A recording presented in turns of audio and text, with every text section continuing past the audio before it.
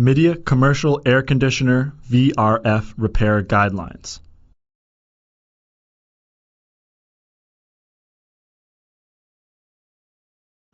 This video is only used to introduce the troubleshooting and repair process of Midea CAC V4+ VRF products. During the actual repair process, please consider the actual installation may differ according to different locations. This video contains 4 parts. Part 1. V4 plus VRF System Refrigerant Circulation Introduction. Part 2. Analyzing and troubleshooting the electronic function of the outdoor unit. Part 3. Analyzing and troubleshooting the electric function of the indoor unit. Part 4. Analyzing and troubleshooting the malfunction of the refrigerant system.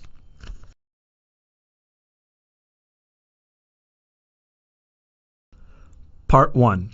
V4 plus VRF System Refrigerant Circulation Introduction. 1. Cooling Circulation Introduction.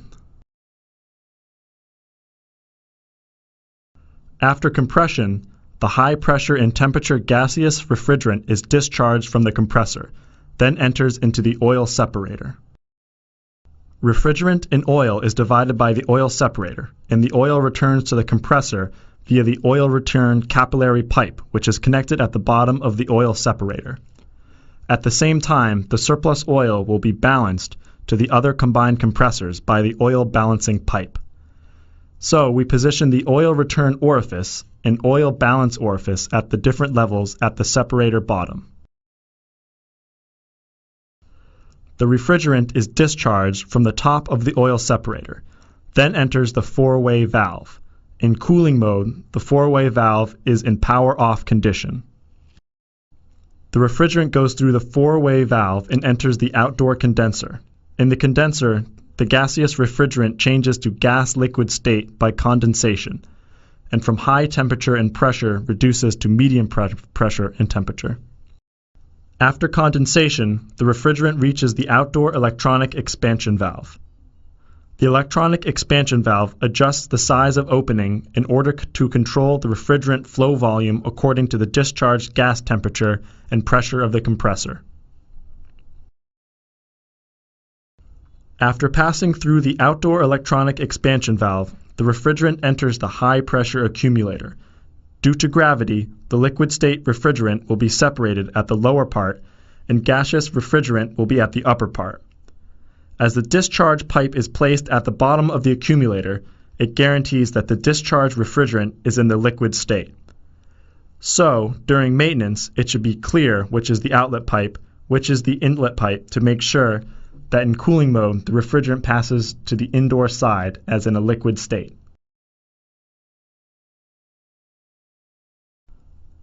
The refrigerant passes through the high-pressure accumulator and enters the connection liquid pipe between indoor unit and outdoor unit, then reaches the indoor side. Before entering the indoor evaporator, the refrigerant has to go through the indoor unit electronic expansion valve for throttle and pressure reduction. The size of the opening is adjusted according to the temperature measured by T2B sensor at the air outlet of indoor unit evaporator.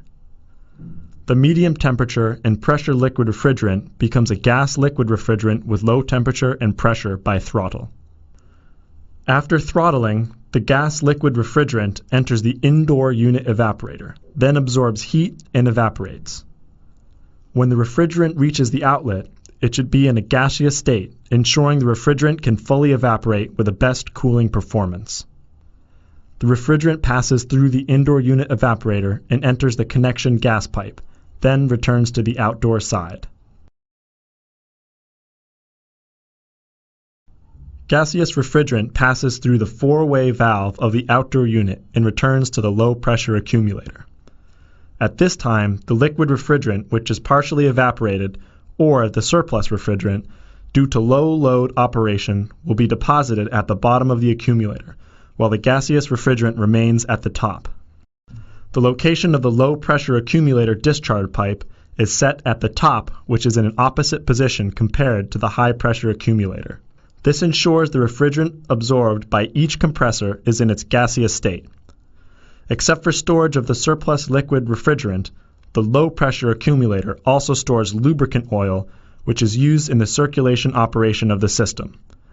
An orifice is positioned at the bottom of the accumulator to ensure oil returns to the compressors through capillary action in time. Gaseous refrigerant passes through the low-pressure accumulator and is absorbed by the compressor.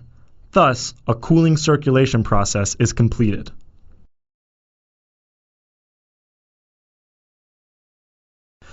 During cooling operation, some solenoid valves are intentionally equipped to make sure the system operates under the optimum state.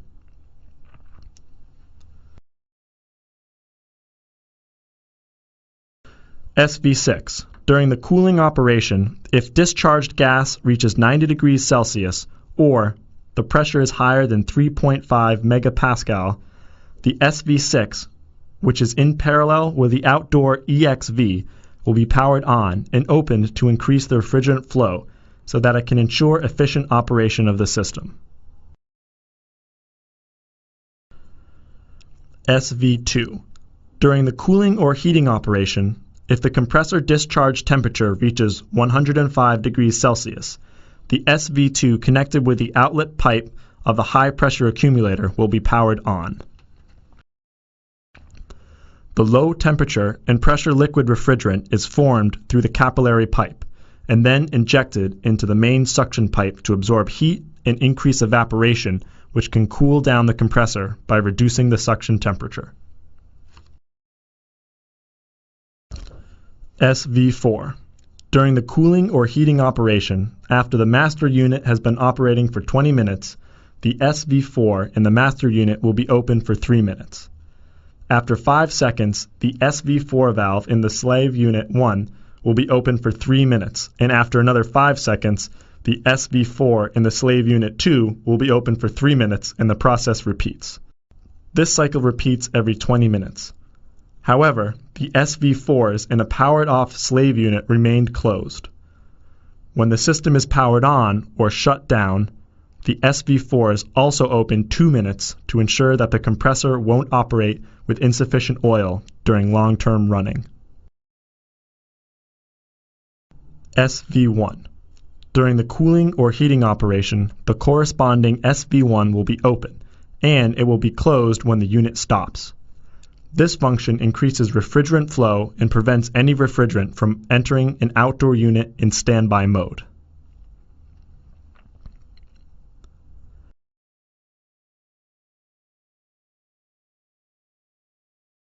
Two, heating circulation introduction. After compression, the high pressure or temperature gaseous refrigerant is discharged from the compressor, then enters into the oil separator. Refrigerant in oil is divided by the oil separator. Then, the oil returns to the compressor by the oil return capillary pipe, which is connected at the bottom of the oil separator. At the same time, the surplus oil will be balanced to the other combined compressors by the oil balancing pipe. So we position the oil return orifice and oil balance orifice at different level at the bottom of the oil separator. The refrigerant is discharged from the top of the oil separator, then enters the four-way valve. In heating mode, the four-way valve is power on. After passing through the four-way valve, the refrigerant enters the indoor side by the connecting gas pipe. The condensation function of the indoor unit converts the high temperature and high pressure gaseous refrigerant into gas liquid refrigerant at medium temperature and medium pressure. After condensation, the refrigerant reaches the indoor electronic expansion valve. The size of the valve opening is adjusted according to the temperature of the T2 sensor in the indoor unit, ensuring better heating performance by regulating the refrigerant flow. After passing through the indoor electronic expansion valve, the refrigerant enters the connecting liquid pipe, returns to the outdoor side, and enters the high-pressure accumulator in the outdoor unit. After the refrigerant passes from the high-pressure accumulator, it goes through the electronic expansion valve of the outdoor unit. The size of the opening is adjusted according to the temperature and pressure of discharged gas. The liquid refrigerant of medium temperature and medium pressure changes into gas-liquid refrigerant with low temperature and low pressure by throttling. Gas-liquid refrigerant enters the outdoor condenser and absorbs heat in the condenser. When the refrigerant reaches the outlet, it should be in a gaseous state, ensuring the refrigerant can fully evaporate with the best cooling performance. Gaseous refrigerant passes through the four-way valve of the outdoor unit and returns to the low-pressure accumulator. At this time, the liquid refrigerant, which is partially evaporated, or the surplus refrigerant, due to low load operation, will be deposited at the bottom of the accumulator while the gaseous refrigerant remains at the top. The location of the low-pressure accumulator discharge pipe is set at the top, which is in an opposite position compared to the high-pressure accumulator. This ensures that the refrigerant absorbed by each compressor is in the gaseous state. Except for storage of the surplus liquid refrigerant, the low-pressure accumulator also stores lubricant oil, which is used in the circulation operation of the system. An orifice is positioned at the bottom of the accumulator to ensure oil returns to the compressor through capillary action in time. Gaseous refrigerant passes through the low-pressure accumulator and is absorbed by the compressor. Thus, a heating circulation process is completed. During heating operation, the defrosting solenoid valve SV5 is intentionally equipped to make sure the system operates under the optimum state.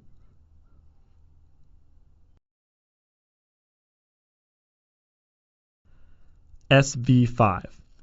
During the heating operation, if the outdoor unit reaches defrosting condition, the four-way valve will be powered off.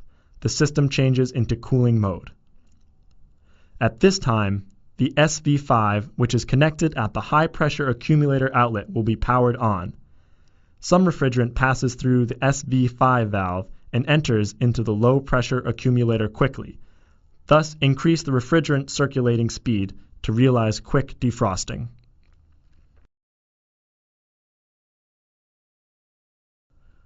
Part 2. Analyzing and troubleshooting the electronic function of the outdoor unit. This section introduces the repair methods of VRF V4+ outdoor unit functions. It includes 15 parts. E0. Malfunction of transmission between outdoor units. E1. Reverse phase/open phase. E2. Malfunction of transmission between indoor units and outdoor units. H7. Improper indoor units quantity. E4. Malfunction of temperature sensor for outdoor air/condenser outlet. E9. Malfunction of power supply. H0, H1. Malfunction of transmission among the chips. H2, H3. Improper outdoor unit quantities. H8. Malfunction of high pressure sensor. P0. Top cover of compressor overheat protection. P4. Discharge gas high temperature protection. P1. Actuation of high pressure switch. P2. Actuation of low pressure switch. P5. Condenser outlet high temperature protection. P6. Module protection. P3. Compressor over current protection. P9. Outdoor fan module protection. E0. Malfunction of transmission between outdoor units. Only slave unit displays. When several outdoor units are in parallel connection, they need to be connected by the communication cable from the outdoor unit H1, H2, E-port, and address master unit 0, first slave unit 1, etc.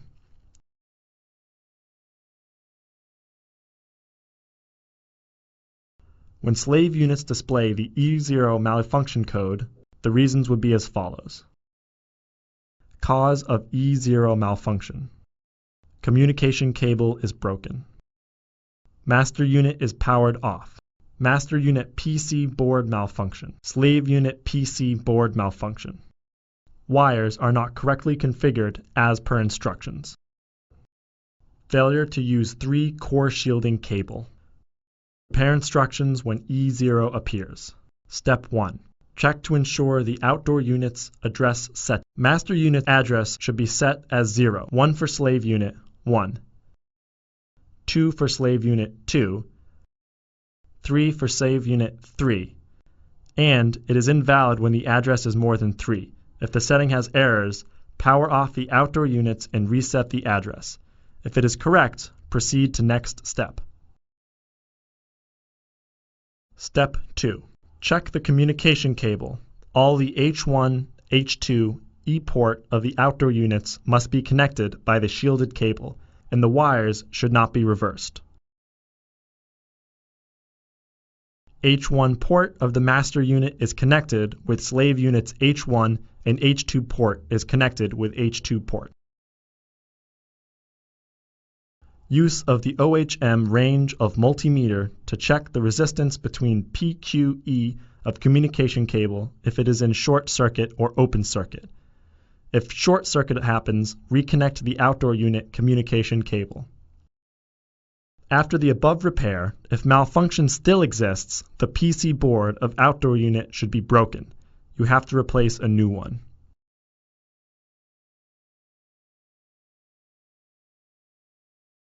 E1. Reverse phase/open phase. Input terminals of the compressor are U, V, W. Corresponding power is A, B, C. Please make sure that the compressor can run normally and avoid the damage by reversal operation. When outdoor unit appears E1, normally it needs to change either phase of the power cable. After that, if problem still exists, it should be the reason of power supply, normally because of lacking power phase. Phase sequence checking is conducted only at the first power on. If wrong phase malfunction happens, it will disappear until the phase sequence is correct. Repair instructions when E1 appears. Step 1. Cut off the main power supply of the system. Change either phase of the power cable for the outdoor unit with malfunction.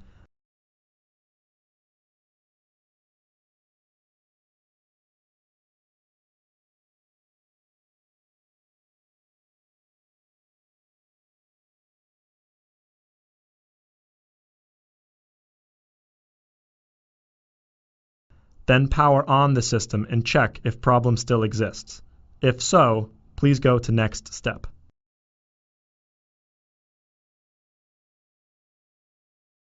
Use AC voltage range of multimeter to check if the power supply lacks phase. The power cable connection is loosened or not. If phase is lacked or unbalanced, you should check the power source to find the reason. After the above repair, if malfunction still exists, the PC board of outdoor unit should be broken. You have to replace a new one.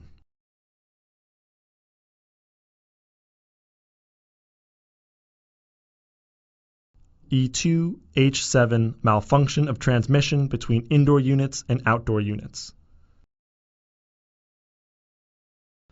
E2 malfunction of transmission between indoor units and outdoor units. H7 improper indoor units quantities. Appearances. Timer lamp flashes quickly. Indoor units quantity display from outdoor mainboard is unstable or decreasing. Poor cooling or heating performance of some indoor units. Causes of communication malfunction. 1. Address duplication of indoor units. 2. Address setting switch is not in the precise position. 3. Set the network address by mistake. 4. Signal wires are star connection. 5.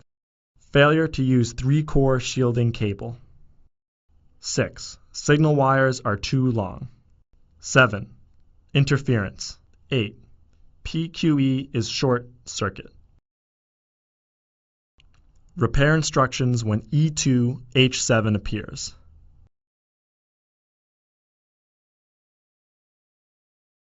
Step 1.